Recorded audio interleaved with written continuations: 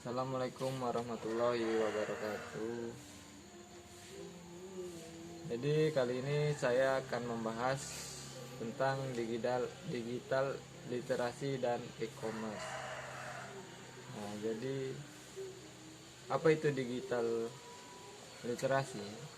Digital literasi adalah kemampuan untuk secara efektif dan kritis menavigasi, mengevaluasi dan membuat informasi dengan menggunakan berbagai teknologi digital.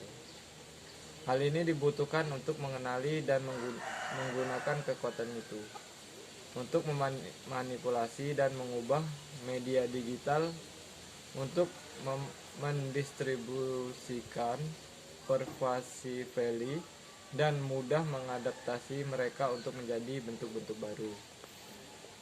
Nah, digital literasi ini tidak menggantikan bentuk-bentuk baru. Digital literasi juga tidak menggantikan bentuk-bentuk tradisional dari digital literasi. Itu dibangun berdasarkan fondasi bentuk tradisional dari digital literasi. Penelitian sekitar digital literasi berkaitan dengan aspek-aspek yang lebih luas terkait dengan belajar cara efektif, menemukan, menggunakan, meringkas, mengevaluasi, membuat, dan mengkomunikasikan informasi saat menggunakan teknologi digital. Nah, digital literasi itu meliputi semua perangkat digital seperti perangkat keras, perangkat lunak, internet, dan ponsel. Seseorang menggunakan keterampilan ini untuk berinteraksi dengan masyarakat atau dapat disebut juga dengan warga digital. Nah, untuk peran digital literasi di berbagai bidang itu adalah yang pertama itu digital literasi pada dunia kerja dan wirausaha. Nah, beberapa skill yang dibutuhkan dunia kerja dan usaha saat ini yaitu kemampuan dalam mengoperasikan komputer, kemampuan teknis jaringan maupun programmer, kemampuan non teknis namun juga memerlukan peranan komputer seperti desain, grafis, animasi, dokumentasi, marketing online, percetakan, dan lain-lain. Nah, yang kedua itu digital literasi pada pendidikan.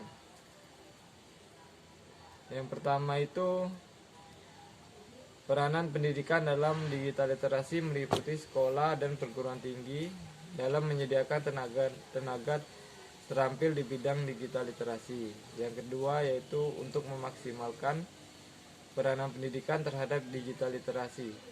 Maka kurikulum pendidikan harus mengikuti standar pendidikan serta ditunjang dengan pengajaran profesional di bidangnya. Upaya-upaya yang harus dilakukan untuk menunjang digital literasi di dunia pendidikan yaitu dengan mensosialisasikan pemanfaatan teknologi kepada masyarakat serta pemanfaatan teknologi di dalam kegiatan belajar mengajar baik di sekolah maupun di perguruan tinggi. Yang ketiga itu digital literasi pada masyarakat atau masyarakat digital. Masyarakat digital akan mempermudah program pembangunan yang direncanakan oleh pemerintah seperti konsep e-government dan smart city. Masyarakat digital juga turut berperan dalam mencetak individu-individu yang juga memiliki kemampuan digital literasi. Hal ini disebabkan adanya pengaruh lingkungan tempat tinggal individu tersebut. Selain di dalam kehidupan nyata, masyarakat digital di dunia maya, internet atau online, juga memiliki peranan dalam perkembangan digital literasi di masyarakat, seperti bentuk forum-forum online, milis, serta jaringan sosial yang turut mempengaruhi perkembangan digital literasi. Yang keempat yaitu literasi digital dalam pembelajaran bahasa.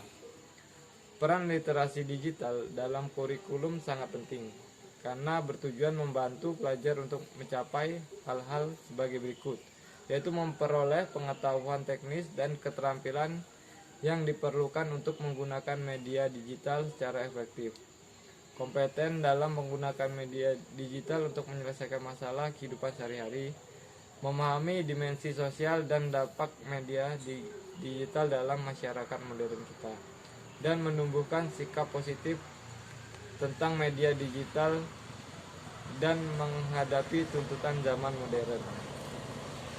Nah, dampak positif dan negatifnya itu yaitu yang pertama dampak positif yaitu perkembangan teknologi yang sangat pesat. Semakin berkembangnya layanan dan fasilitas berbasis internet. Yang ketiga itu memudahkan masyarakat dalam memperoleh informasi. Nah, untuk dampak negatifnya itu yaitu terjadinya pencurian data dan informasi rahasia terhadap suatu perusahaan, organisasi, dan negara. Yang kedua, meningkatnya pelanggaran privasi seseorang. Yang ketiga, meningkatnya penipuan secara digital.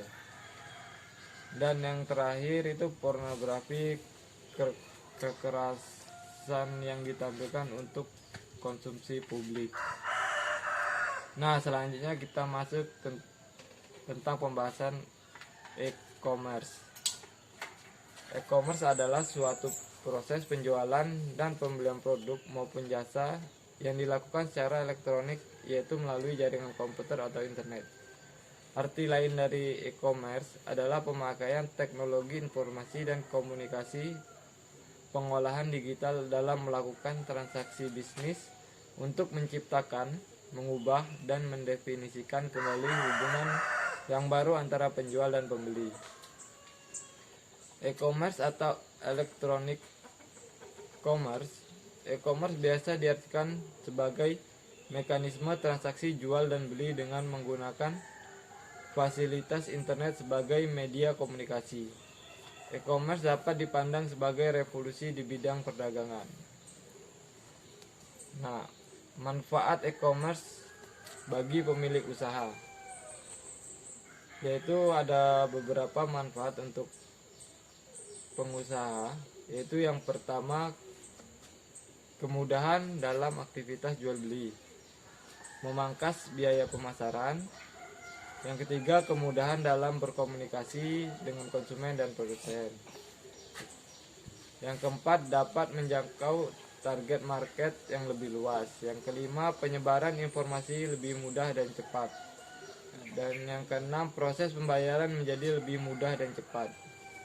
Nah, untuk manfaat dan keuntungan e-commerce bagi konsumen itu adalah yang pertama itu konsumen dapat belanja dengan lebih mudah selama 24 jam sehari sepanjang tahun. Yang kedua itu konsumen dapat melihat berbagai pilihan produk yang dianggap terbaik dengan harga yang paling sesuai.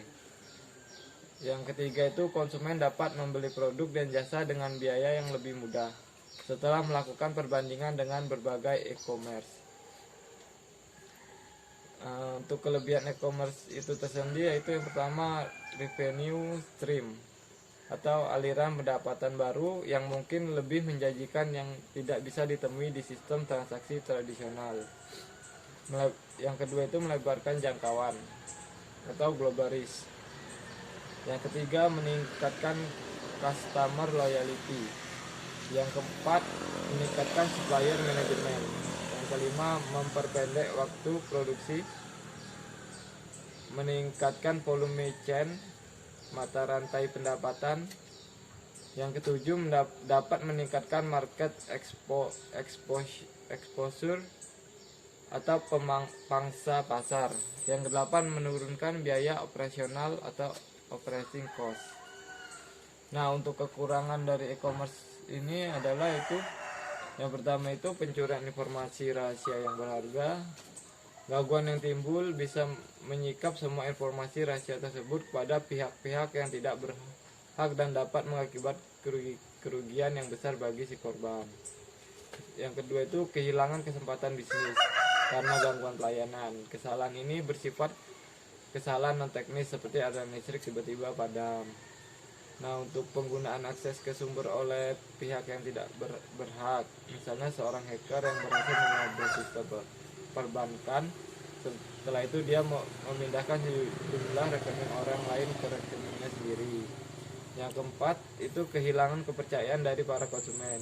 Ini dikarenakan berbagai macam faktor seperti usaha yang dilakukan oleh pihak lain dengan sengaja yang berusaha menjatuhkan reputasi perusahaan tersebut. Nah, untuk yang kelima itu kerugian yang tidak berguna terjadi karena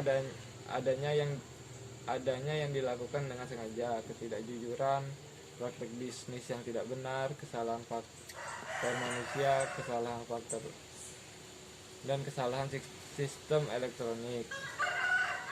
Yang keenam itu kehilangan segi finansial secara langsung karena kecurangan.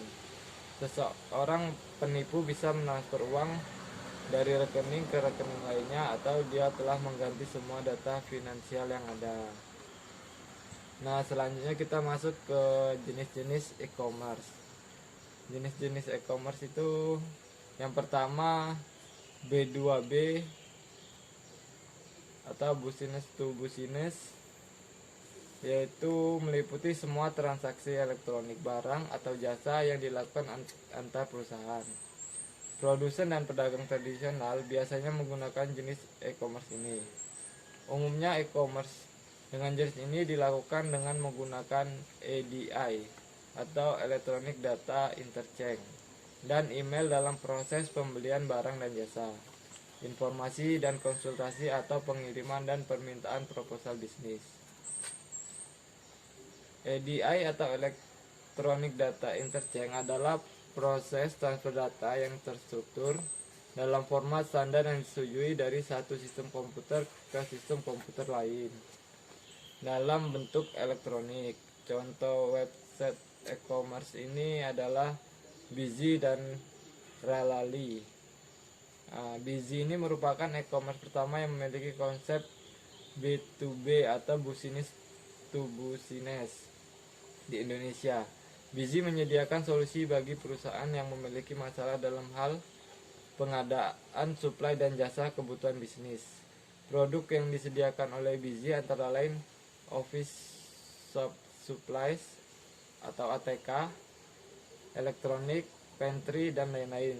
Contoh salah satu website yang merupakan jenis e-commerce B2B adalah yang selanjutnya itu Ralali. Ralali adalah salah satu perusahaan B2B e-commerce Indonesia yang menjual produk-produk MRO seperti maintenance, repair, and operational.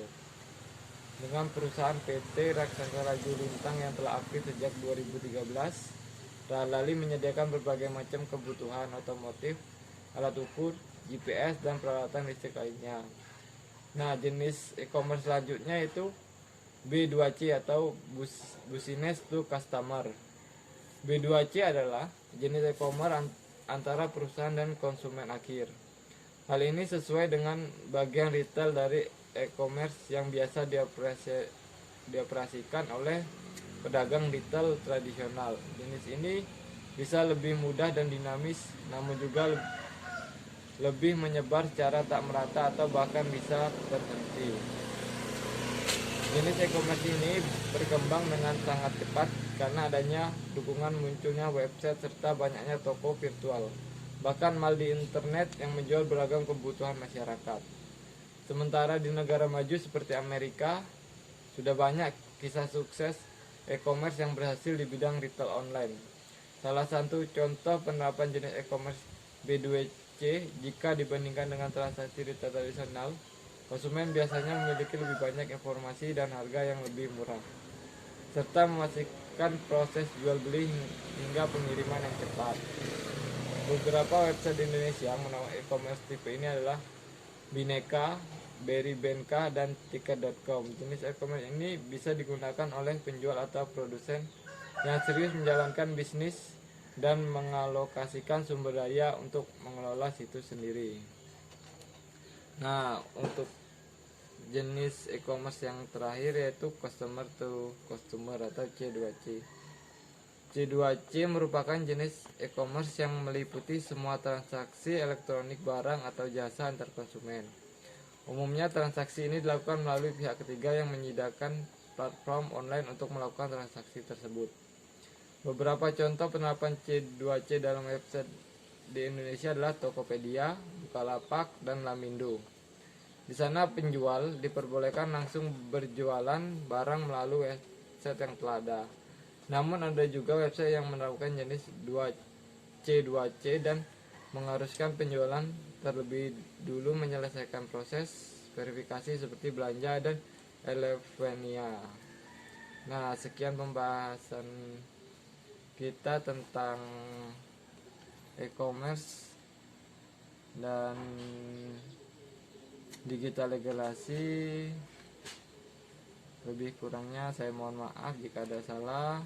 Saya akhiri, wassalamualaikum warahmatullahi wabarakatuh.